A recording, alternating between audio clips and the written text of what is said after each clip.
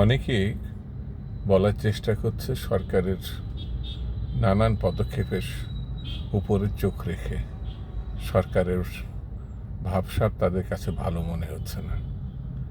আমি বলি, দীর্ঘ 16 বছরের একটা অচল অবস্থা ভেঙে একটা পরিবর্তন হয়েছে। তাৎক্ষণিকভাবে অনেক কিছুই হয়তো ভালো লাগবে না, যুক্তির মধ্যেও আসবে না, কিন্তু চট করে মন্তব্য, চট করে বিরোধিতা, চট করে হতাশ হওয়ারও কিছু নাই। সরকারকে দিয়ে ভালো কাজ করানো যায় কি না সেই উদ্যোগটা এখন চেষ্টা করে দেখতে হবে। যদি না হয় তখন তো আন্দোলন সংগ্রাম আছে। সেই জন্য ভাব ভালো না এই বলে বসে থাকলে ঠিক হবে না। কি